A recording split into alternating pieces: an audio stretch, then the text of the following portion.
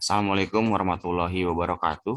Apa kabar teman-teman semuanya? Semoga teman-teman dalam keadaan sehat walafiat dan bertemunya kita dalam materi hari ini berarti kita sudah bertemu di dalam 13 kali pertemuan ya teman-teman.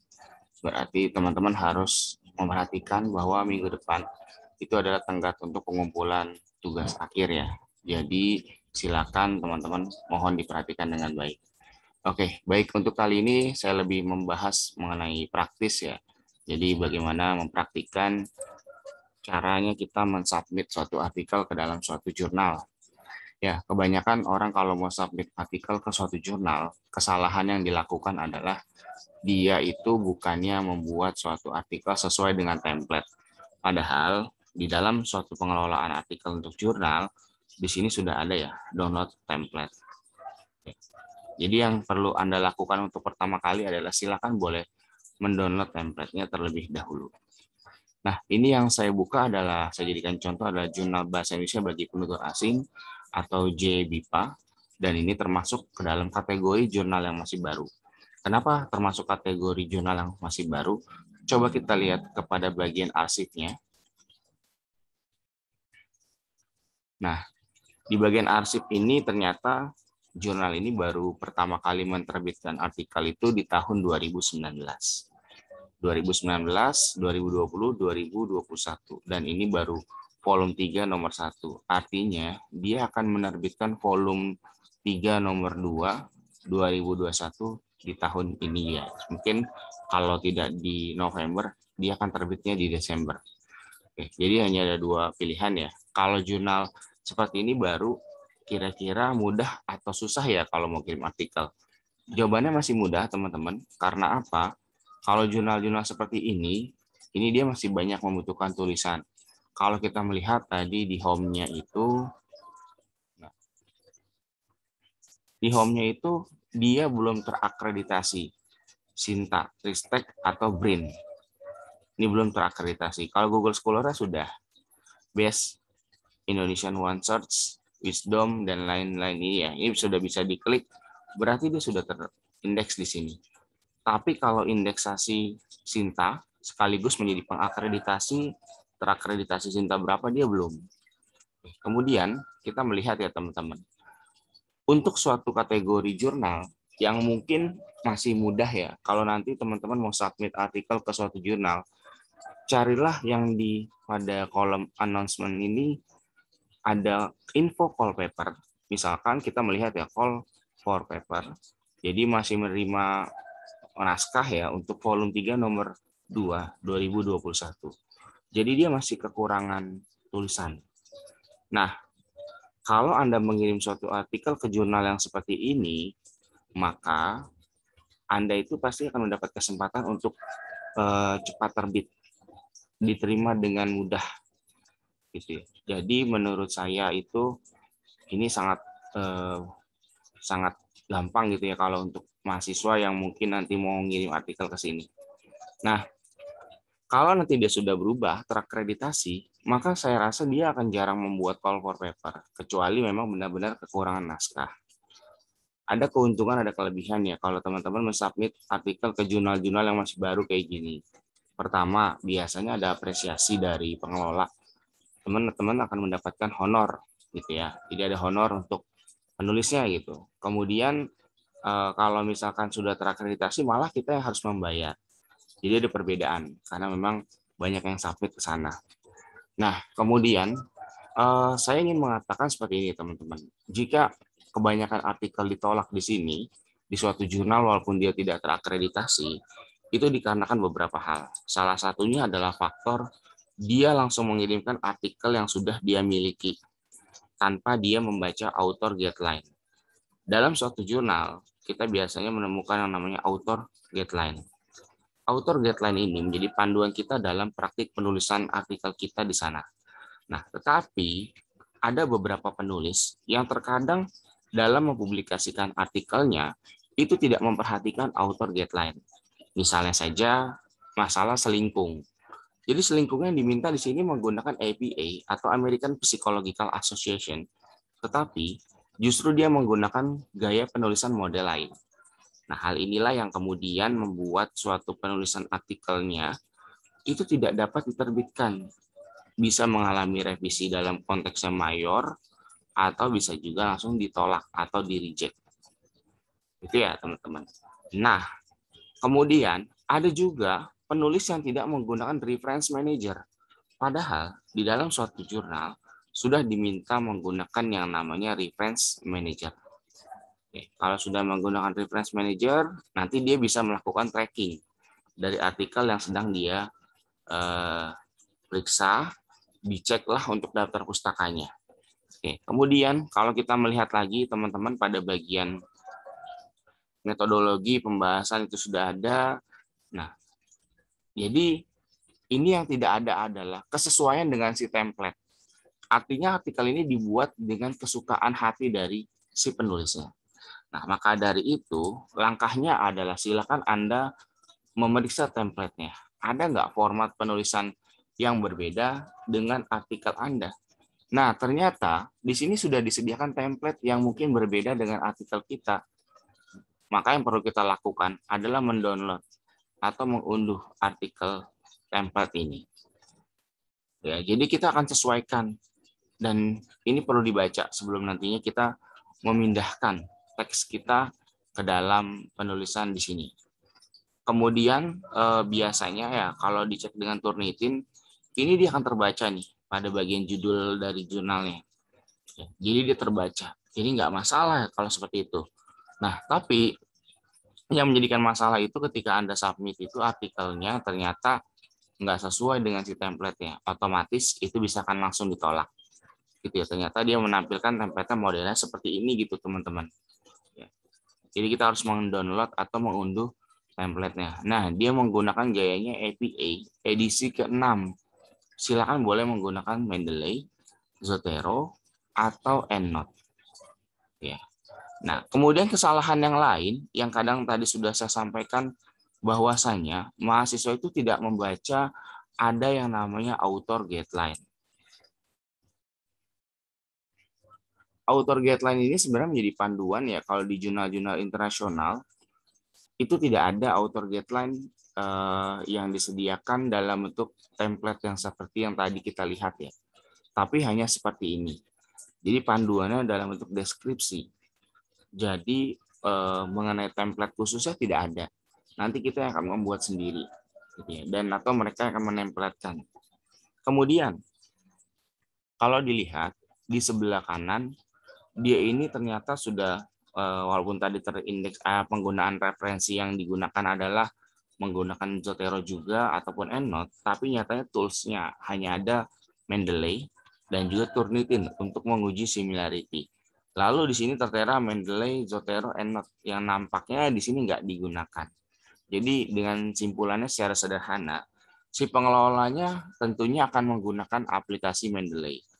Gitu ya. Kemudian kalau dilihat lagi ini teman-teman, di sini publication fee ini perlu dicek oleh Anda untuk penulis bayar atau tidak gitu.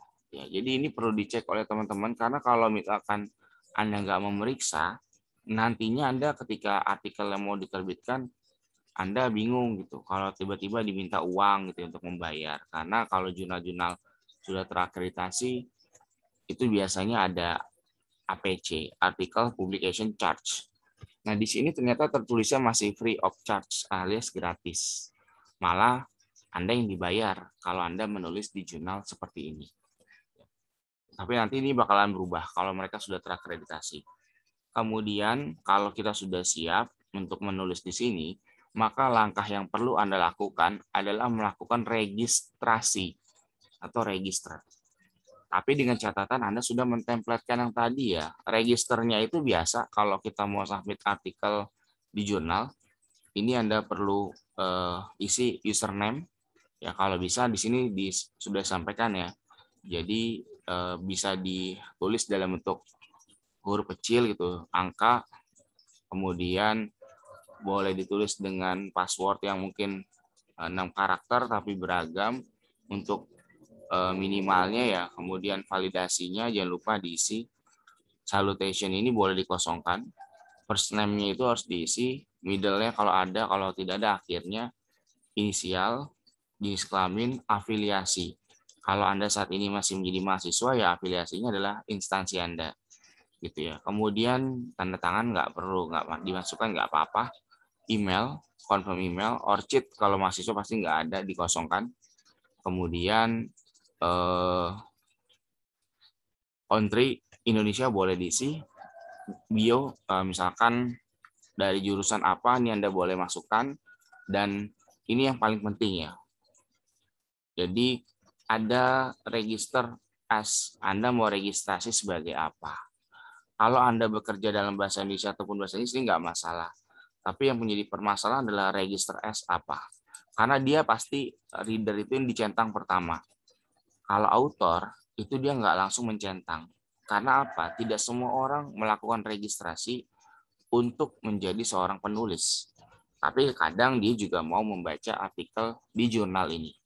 Nah, silakan nanti Anda boleh cek author di sini, di checklist, dan register. Kalau sudah, nanti Anda bisa login. Kalau sudah login seperti ini. Nah, ini kebetulan saya baru mensubmit artikel di jurnal ini, maka keterangannya, kalau teman-teman lihat, di sini ada tulisan waiting assignment. Berarti dia akan menunggu penugasan selanjutnya. Yang perlu diperhatikan, kalau masih tulisan berstatus seperti ini, jangan pernah teman-teman menghubungi si pengelola jurnal. Ya, kenapa artikel saya masih awaiting assignment? Sedangkan artikelnya ini disubmit tanggal 23 bulan 11. Baru 2 hari, tapi Anda sudah minta artikel Anda untuk diterbitkan. Ini kan ngaco gitu. Jadi jangan seperti itu teman-teman. Ya, kemudian Anda juga perlu melihat lagi hal lainnya. Kalau kita mau mensubmit, gimana caranya? Caranya adalah di sini. Kalau misalkan ini nggak ada file di sini, maka keterangannya akan ada di sini. Submit artikel baru. Ya, kalau di sini misalkan sudah ada filenya, maka untuk submit file baru akan ada di sini. Setelah kita klik teman-teman, maka di sini ada beberapa tahapan. Ya, ini tahapan 1. Tahapan kedua nanti Anda mengunggah berkas, memasukkan metadata, memasukkan file tambahan, dan konfirmasi. Ya, oke, kalau language ini boleh di checklist ataupun tidak itu terserah teman-teman. Tapi submission checklist ini yang wajib diisi karena ini adalah bentuk penyetujuan dari Anda. Ya, di sini sudah disampaikan. The submission file is OpenOffice, Microsoft Word, RTF, ya, dan file Word lainnya. Jadi tidak bisa diterima kalau Anda mengirimkan dalam bentuk PDF. Itu perlu diperhatikan oleh teman-teman. Kemudian ada lagi yang penting yang ada di bagian bawah. Jadi author sudah menerima gitu syarat dan yang lain-lain yang sudah disampaikan oleh si pengelola jurnal terkait dengan copyright notice gitu ya. Jadi ini penting ya untuk di checklist. Kalau Anda tidak checklist ini maka Anda tidak bisa masuk ke tahapan selanjutnya. Kemudian kalau kita lihat ada comment for the editor. Nah, yang menyebabkan kegagalan ketika mau submit artikel di dalam suatu jurnal, komen untuk editornya itu yang ngawur. Saya adalah ini, dari kampus ini, tolong terbitkan artikel saya di jurnal Bapak. Atau saya ingin menerbitkan artikel di jurnal Bapak atau Ibu. Jangan mau melakukan komen untuk editor seperti itu. Perkenalkan diri Anda kalau memang Anda belum pernah menulis di sini. Salam Bapak atau Ibu pengelola jurnal JBIPA. Saya Syihabul Huda dari UIN Syarif Hidayatullah Jakarta. Saya berniat mengirimkan artikel di jurnal yang Bapak atau Ibu kelola. Ya, terima kasih sebelumnya. Seperti itu saja. Jadi jangan pernah memberikan redaksi seakan-akan artikel Anda bisa terbit di sini. Karena soal terbit atau tidak, itu adalah wewenang dari pengelola jurnal. Ya, kalau sudah di checklist kayak gini, misalkan ini tadi sudah kita isi kayak tadi ya, udah memperkenalkan diri, maka kita bisa lanjut save and continue. Nah, lalu di tahapan berikutnya, tahap kedua adalah kita memasukkan naskah. Memasukkan naskah itu nanti silakan tinggal mudah ya, pilih file yang mau dimasukkan, Ya, misalkan saya berikan contoh ada file saya ya yang saya akan masukkan. Misalkan sudah seperti ini. Ini jangan lupa Anda klik upload. Ya, kalau Anda nggak klik upload di sini, maka filenya nggak masuk. Kalau Anda hanya save and continue. Gitu ya teman-teman. Anda harus melakukan upload, lalu save and continue. Gitu ya. Nanti Anda bisa langsung masukkan berkasnya. Nah, kalau Anda sudah di sini save and continue, nanti yes, ini kan dia minta ya kalau kita save and continue gitu. Without uploading a submission file. Kita oke aja, karena ini sekadar mencoba. Lalu ada tahapan ketiga, yaitu memasukkan metadata. Nah, metadata itu penting teman-teman, karena biasanya dalam suatu penulisan, kita instansi kita tuh kan dicek lagi, benar atau tidaknya. Nah, misalkan Anda penulisnya sendiri atau berapa orang. Kalau misalkan Anda sendiri, ya nggak perlu menambahkan add author. Tapi kalau Anda beramai-ramai dengan teman, ya silakan dimasukkan add author. Itu perlu dimasukkan di sini.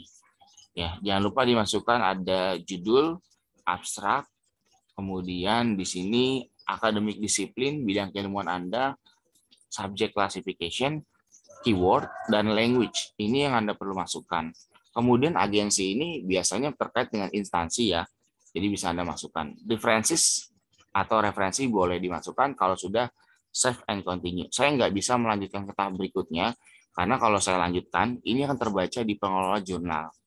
Nanti dia akan terbaca dan saya memasukkan file asal-asal misalkan, karena saya kenal dengan pengelolanya pasti akan ditegur. Makanya nanti tahap selanjutnya adalah upload supplementary. Di tahapan ini Anda akan memasukkan berkas yang kira-kira di dalam file upload ini ada tambahan nggak? Misalkan Anda punya surat penelitian, Anda punya foto, tampilkan jadi satu dalam bentuk file Word, atau hasil uji Turnitin, itu boleh dimasukkan.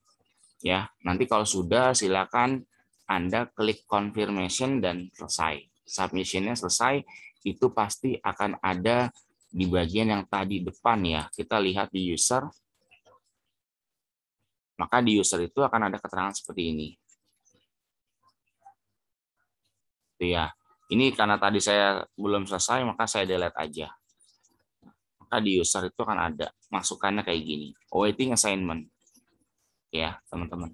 Jadi seperti itu cara mudahnya, dan supaya tidak ada kesalahan ya dalam membuat suatu artikel untuk publikasi di suatu jurnal, silakan teman-teman cek terlebih dahulu. Ada yang tadi ya, pertama author guideline. Setelah author guideline, silakan Anda menyesuaikan dengan template Anda.